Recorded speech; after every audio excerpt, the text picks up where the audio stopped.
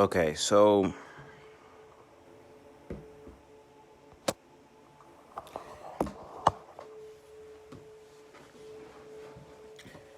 the reason why affirmations and imagination is important is because now I'm 25, right? And most people want to admit this, but they don't really have a sense of self. And I realized at 25 years old, Elliot Holst, one of my mentors from afar, once said, before 25, and that somebody confirmed it in my comments a couple like an hour or so ago. Before 30, before your 30s, you don't really know who you are. You know why? Because you don't affirm you before 30.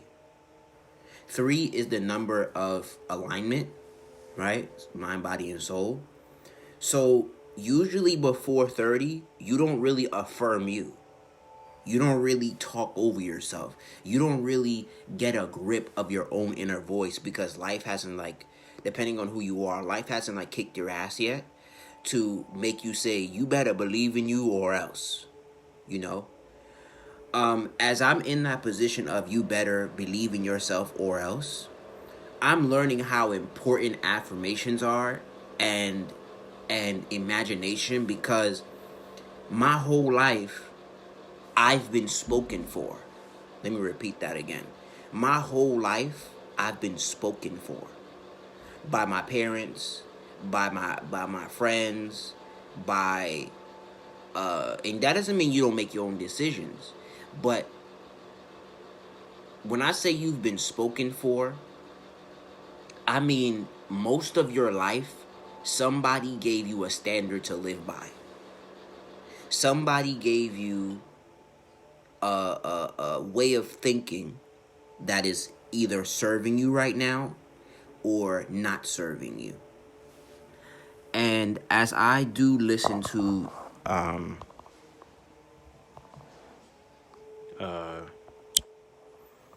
mantra, to recondition my mind and get me into a divine space, you feel me?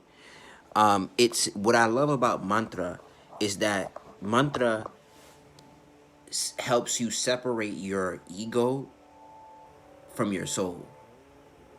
And mantra helps you separate what you've been conditioned to think and who you really are. And a lot of us use the Bible, we use Jesus, Allah, Buddha, Krishna, whatever the fuck we want to call it. And we don't really get it because sound helps you elevate. Sound helps you vibrate in frequency. You feel what I'm saying? And all your life you knew sound, you knew frequency, you knew emotions and feelings, which all generate from sound. And the more I walk into my divinity, per se, the more I understand you have to affirm yourself. You have to speak life over yourself, because your whole life somebody spoke over you. And you have to figure out if that's working for you or not. And most adults are in such denial about who spoke for them. I heard a psychologist say something. No, a socialist. What's her name? Socialist? No, that's not socialist. Social worker. One of my clients was a social worker. She said something so fucking profound that most adults are in fucking denial about. Your parents' conversation with you is your inner conversation. Let me repeat that again. Your parents' conversation with you is your inner conversation. So, as I'm developing my own voice, And I've always had it, but as I trust it more and more, because it's all I got now, I have to make a decision to really strengthen my connection with my voice, my intuition, my thoughts, my feelings, my emotions, and what's not my emotions, feelings, and thoughts.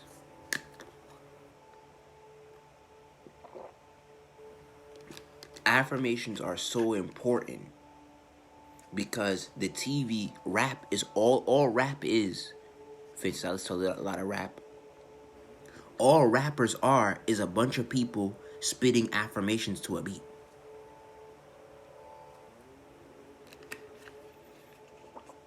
They're saying a whole bunch of I ams, I have, I use, I, I desire. They're spitting a whole bunch of affirmations at your consciousness. TV just spitting a whole bunch of affirmations to your consciousness. And you gotta really understand who speaks for you. And a lot of us are low-key spoken for, and we don't question it. And that's my problem with a lot of, especially what I'm learning from my audience being a lot of black women. A lot of black women and men, but because my audience is women, the women that be commenting on my post are very spoken for. And I know they ain't doing no reading, no research, no affirmations, no nothing. They just saying shit. And I'd be like, where did you get that source from? And they don't really got a real answer. Who taught you about relationships? You're part of your inner voice. That created reality, because imagination creates reality. All God is imagination. Because here's why that's so true, that God is nothing but imagination. Oh shit. The fuck? That definitely ain't me.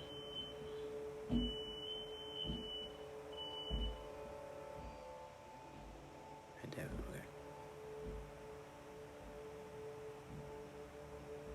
All God is imagination, and here's why. You've never seen God, you've never smelt God, you've never tasted God, you've never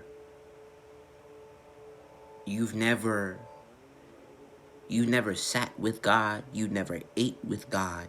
So all you're talking about when it comes to God is, that's when they even mock it to some extent, is an imaginary God figure. It's some imaginary figure in the sky daddy. And when I say a lot of our women are spoken for, a lot of our women are just conditioned. They're saying affirmations and words and in dealings that they did not come up with themselves. They just kind of just like somebody told them that and they accepted the shit. And same thing with men. When you track down where they got it from, it ain't themselves. You feel me?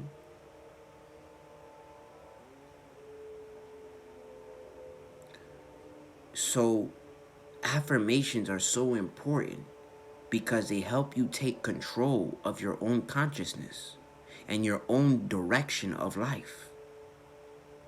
And I'm a strong suggester of the mirror technique. You know what I'm saying? Don't listen to the hocus pocus, because whether we're always practicing the mirror technique, whether we see the mirror or not. Sometimes we're really speaking to our own soul and we really not like understanding because we don't see it. You feel me? Because we don't see our own soul, we think we don't have no mirror. When we start to realize, why does these people pop up in our lives? Because those are our live in the flesh mirrors. The reason why you want to get good at talking in the mirror is because everybody in your life is a mirror of you. It's just, it gets, now the mirror gets to talk back to you for the first time. The mirror gets to hit you or love you or whatever to you. For the first time in your life, you summoned the mirror. You know what I'm saying? So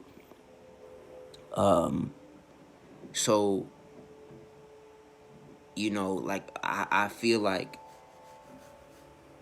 imagination, here's why, like I'm gonna say it again, here's why imagination is God. Because when you talk about the creator, it ain't nothing you've never seen. Everything people talk about, I don't give a fuck if they say, oh, they found artifacts and all this bullshit. Great, fantastic. I mean, I don't even debate niggas on that. I don't got time for that bullshit. But when you talk about Jesus, have you ever seen Jesus? Have you, as your grandmother, your great grandmama, and when you think of it from a logical standpoint, have you seen Jesus? No. All you did was call in your own imaginatory power to call over your own soul. Whether you saw healing, whether you saw demons, whether you saw whatever. Now, outside deities are very real.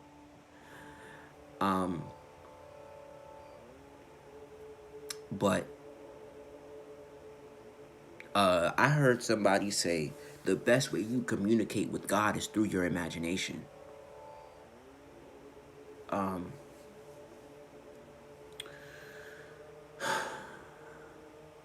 So, and the more you develop your faculty of imagination, and imagination, I believe, comes in through your five senses. So sometimes you hear, sometimes you see, clairvoyance. Sometimes you smell. Like, I was gonna post how you can track down your woman, or you can track down your woman based on her sense of smell. You can track down her train of thinking if she's worried about you by train of smell. Yeah, I'll say that here a little bit. Like, if your woman is used to wearing perfume, get accustomed to it. Get accustomed to smelling it. I would say buy some for yourself, and at least once a week, spray it in your room and smell it. So whenever she's and if she, especially if she wears it often, whenever she's in danger, she's thinking about you. She's it's like binding energy. Whenever she's in good spirits, or she's thinking about you, you'll smell her perfume without her presence being known, without her presence being there. Sorry. So, and that's clear smelling. That's not the word for it, but I forgot what the word is for clear smelling. But that's imagination, because it's not physical. Meaning you can't see it. If I told the average person, when I care about somebody, or I have some emotional attachment to some extent, when they wear perfume and I know they're about to pull up, I smell them. It happens to me all the time.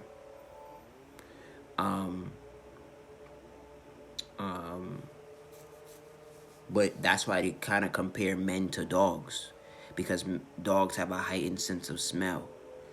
And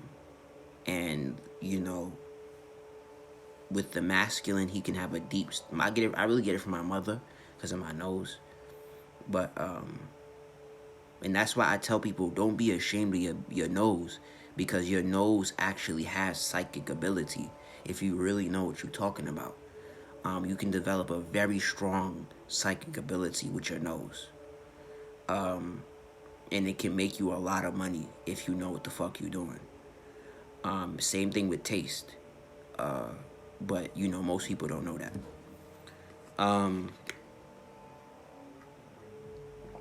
Like, you can taste, you can smell before somebody's about to poison you. You can smell the herbs and say, something's wrong here. The spirit of this food, I ain't supposed to be eating it. But anywho, that's a topic for another time. Oh shit, that shit would get deep. But What else? Smell, taste, hearing, sight. Yeah. Yeah, I will leave it at that. And those are all set, but those are all levels of imagination. And if you, like, I'm very claircognizant and sometimes clairvoyant. So sometimes I would see a vision and then I would act on it, make it come, and it comes to life almost immediately. I did that with homelessness, with food. And when I wanted food, and I would steal from Starbucks. So, like I said, imagination is so important. Don't allow people to make you think imagination is not real, because their God that they're calling on is imaginary. All gods that you call on are start with the development of your imagination. God will never work in your favor if you don't have the imaginatory factor developed to say, I believe. That's imagination. To believe is an imaginatory concept. To have faith is very imaginatory. So, and that's what, and I kind of agree with David Banner when he says, you don't need faith if you have a plan. And I think, but as I say that out loud again, I feel like that is true, and that's why faith is bigger than your plan. If your plan is super, if you always have an excellent plan, and that you should have one, but if your plan is always too great,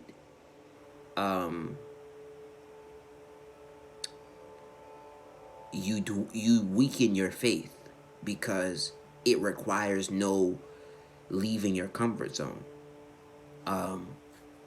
Faith usually takes you getting out of your comfort zone.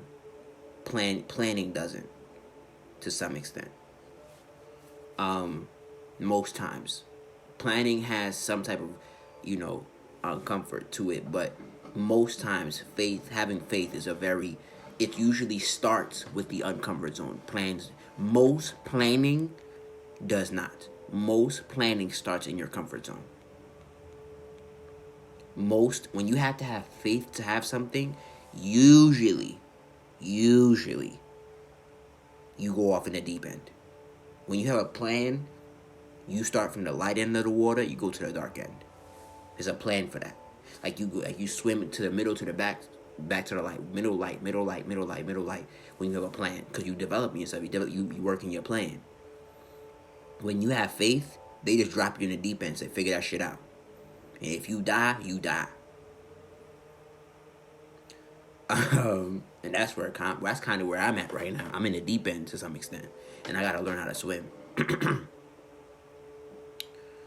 So, and that's why I'm kind of like, I guess, anxious to some extent, because I'm in the deep end. I was thrown in the deep end, and because I didn't develop a plan.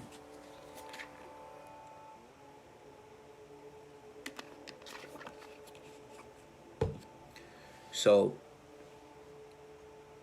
imagination is super important. And speaking life over yourself, and let me tell you a little bit about that. Affirmations are a lie in the beginning. All affirmations are lies in the beginning. And I think that's something you have to accept. What you're saying is a lie. But the truth is, if you say a lie long enough, it becomes truth. Even if it's complete bullshit. Like, I'll give you an example. If you say I'm shy long enough, you will become shy.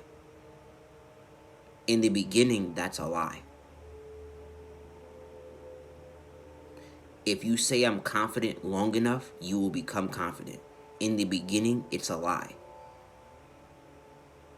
If you say I'm rich and you don't have nothing in your bank account, in the beginning, it's a lie. And you have to accept that. But most times, and you can see that with media, like that's the greatest way to examine that. The media can perpetuate a lie over and over and over and over again. And it's completely false. Like the president-elect. He's not president. But they're perpetuating a lie. He's not president. And nor will he not ever be president. If you know what you're talking about. But we're not here to talk about that. It's a lie.